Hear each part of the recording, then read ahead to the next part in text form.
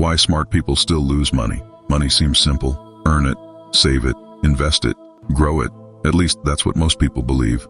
But if money were really that simple, why do so many intelligent people struggle with it? Why do doctors, engineers, entrepreneurs, and even financial experts sometimes make terrible money decisions? The answer is surprising. Money is not about intelligence. Money is about behavior. You can know every investing strategy in the world. You can read every finance book ever written. But if you don't understand how your mind behaves around money, you will still sabotage your wealth. Because money isn't just logical, it's deeply emotional, it's psychological, and sometimes it's irrational. In this video, we're going to uncover 18 powerful psychological traps that silently destroy people's financial lives. These traps are subtle, they're invisible, and almost everyone falls into them.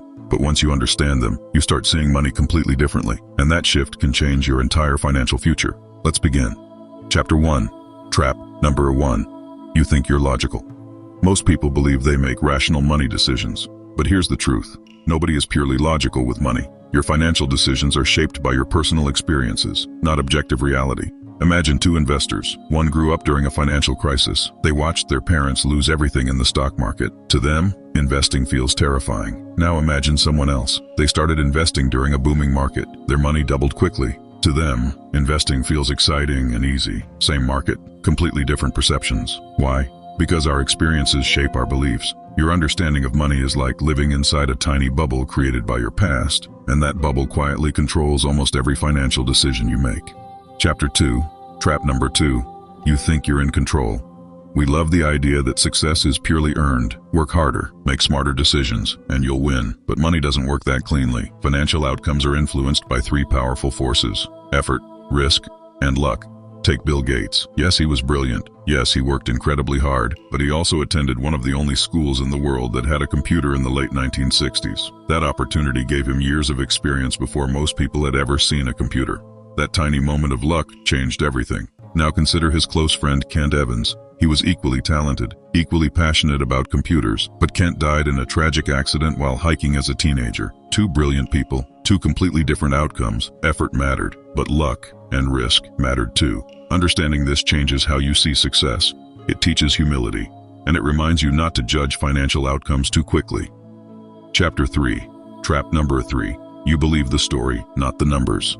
Humans love stories. Stories are emotional. Stories are memorable. But stories can also be dangerous. Imagine hearing about someone who won $200 million in the lottery. Suddenly buying a ticket feels exciting. Maybe it could happen to you. But the reality? The odds are roughly 1 in 300 million. The story feels powerful. The math is ignored. The same thing happens in investing. People hear stories about someone getting rich from crypto or a stock that multiplied 100 times. Those stories spread everywhere. But what we don't see are the thousands of failures behind them. We believe the story and ignore the statistics. That mistake has cost investors billions. Chapter 4. Trap number 4. You think you're a spreadsheet. Financial plans often look perfect on paper, but real life is messy. Spreadsheets don't panic during market crashes. Humans do. Spreadsheets don't compare themselves to others. Humans do. Spreadsheets don't feel fear, jealousy, or regret. Humans feel all three. This is why the perfect financial plan often fails. Not because it is wrong, but because it's emotionally unsustainable. The best financial strategies are not the most logical ones. They're the ones you can stick with for decades. Consistency beats perfection, every single time. Chapter 5. Trap number 5.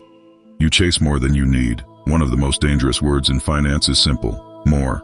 More money, more status, more admiration. But the pursuit of more has destroyed countless fortunes. Even extremely wealthy people fall into this trap. Instead of protecting what they already have, they risk everything chasing even more success. The problem is simple. The finish line keeps moving. You buy a nice car, then someone buys a nicer one. You earn a good salary, then you meet someone earning twice as much. Comparison has no ceiling. And when comparison drives your financial decisions, nothing will ever feel like enough. The smartest investors define something extremely important: their definition of enough. Because without that line, the chase never ends.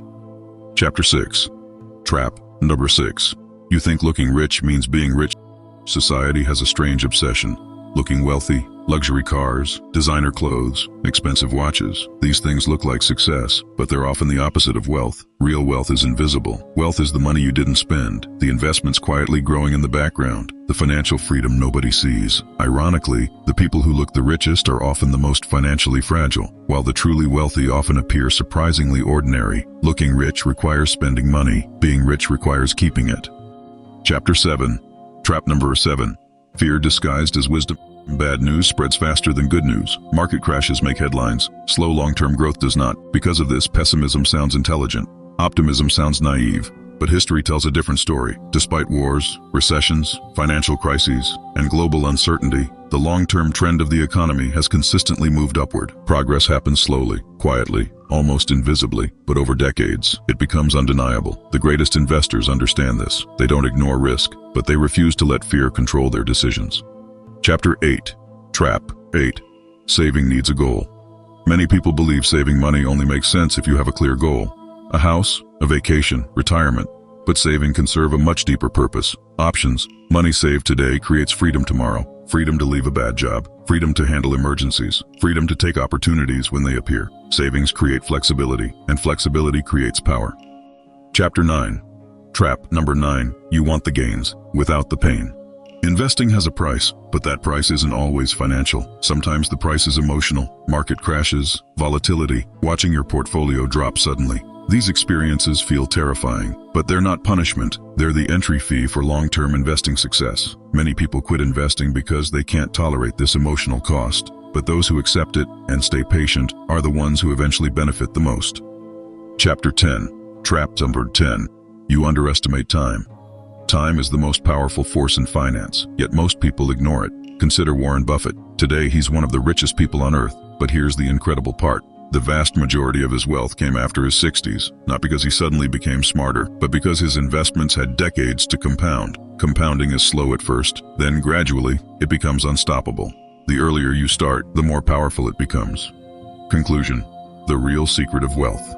After studying money for decades, one truth becomes clear. Wealth isn't built by mastering complicated strategies. It's built by mastering behavior, avoiding emotional traps, staying patient, ignoring noise, saving consistently, and letting time do its work. Money rewards discipline more than intelligence. It rewards patience more than brilliance. And the people who understand this often build extraordinary financial lives, not overnight, but slowly, quietly, and inevitably. Because in the end, the biggest advantage in money isn't knowledge, it's behavior. And once you master that, everything else becomes easier. If you enjoyed this summary of the psychology of money, consider subscribing for more powerful book summaries that can transform your life.